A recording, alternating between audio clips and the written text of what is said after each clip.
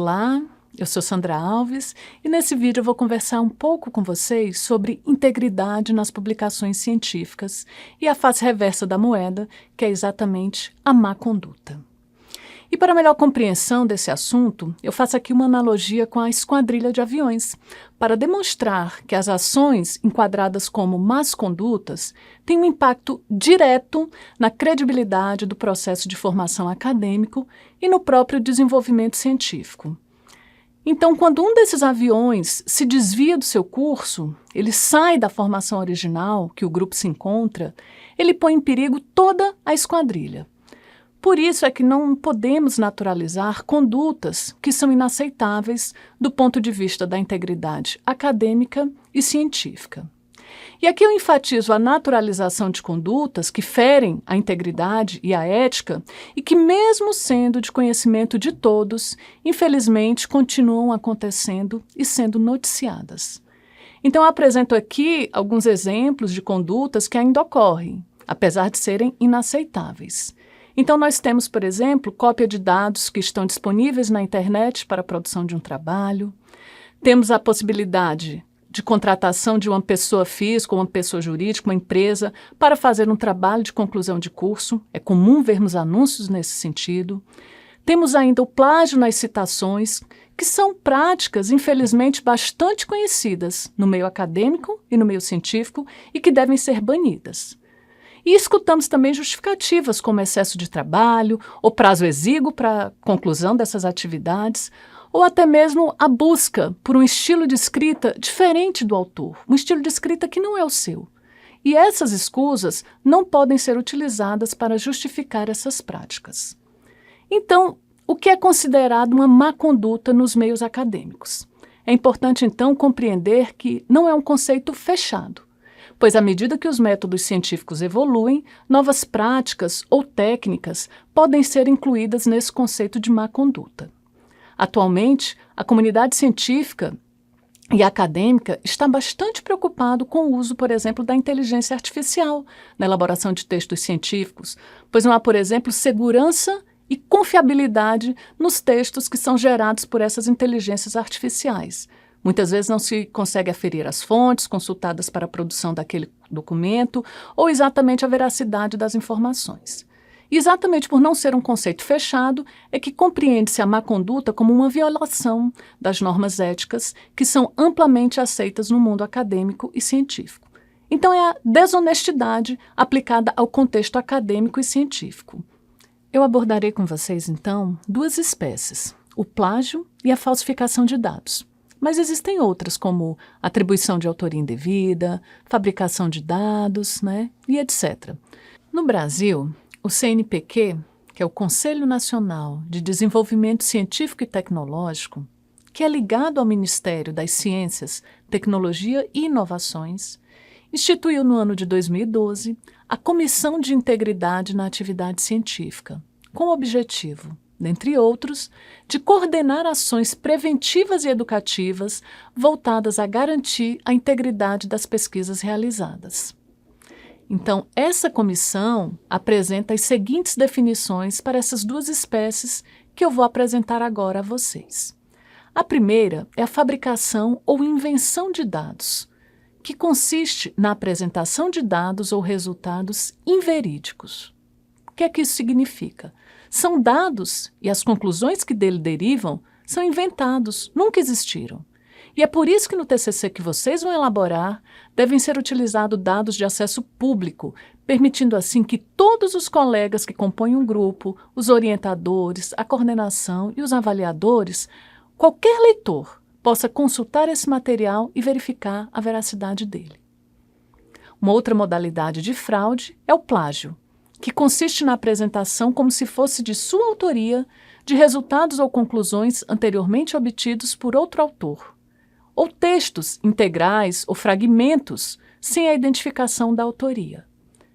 Então, comete igualmente o plágio quem se utiliza de ideias ou dados obtidos em análises de projetos ou em manuscritos não publicados, mas que teve acesso como consultor, como revisor ou outro. E aqui eu peço a vocês bastante atenção. Nós sabemos que o trabalho acadêmico deve ser sempre original. o que não significa que não possa ser apoiado em outras pesquisas. Mas é imprescindível reconhecer o devido crédito àqueles que já trilharam parte desse caminho. Então, o plágio ele se dá exatamente quando se omite as referências da obra original e apresenta como se fosse do próprio autor aquele texto. Então, o plágio pode ter extensões diversas, como, por exemplo, o uso de grandes porções de textos ou de dados de terceiros, como ainda cópias de frases curtas, né? Mas se não houver o crédito com relação à autoria, o plágio estará configurado. Então é necessário ter especial atenção no uso das citações, sejam elas diretas ou indiretas, e das referências, para que não haja o risco do trabalho sofrer acusações de plágio. E a citação direta nada mais é do que a transcrição exata do texto de autores de obras que vocês consultaram, podendo esse trecho transcrito ser mais curto, né, uma frase, apenas um período, ou um trecho mais longo, como um trecho de uma decisão judicial, mas precisa sempre ter a fonte originária citada. Já na citação indireta, você não transcreve textualmente as palavras utilizadas no material dos autores que vocês consultaram, mas reproduz o quê? O significado da ideia ou do fato que aquele autor narrou. E por isso mesmo também deve conferir o crédito de autoria. E é por esse motivo que vocês devem se apoiar no Manual de Normalização do TCC, que foi desenvolvido para esse curso e que contém todo o detalhamento de como devem ser feitas essas citações. Trechos longos, trechos curtos, diretos, indiretas, para que vocês não incorram em acusações de plágio. Uma derivação do plágio é o chamado plágio de fonte, que nada mais é do que o aproveitamento de citações constantes no material produzido por outra pessoa, sem que tenha havido a consulta verdadeira ao material original. Nesse caso, a integridade determina que se use o recurso adequado, que é o termo latim apud, que significa citado por. E assim você indica que aquele trecho transcrito não foi consultado na sua obra original, tratando-se, portanto, de uma citação de citação. O detalhamento do uso do apud também consta no Manual de Normalização do TCC, e vocês devem consultar para fazer as citações adequadamente.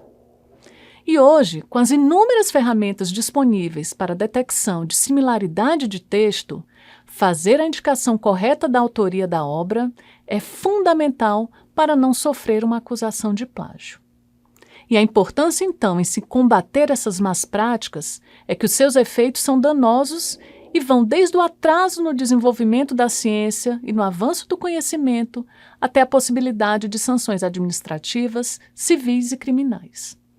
Então, aquele que comete atos característicos de má conduta científica e acadêmica estão sujeitas à reprovação no curso, quando entregar um TCC plagiado ou encomendado por outra pessoa, né?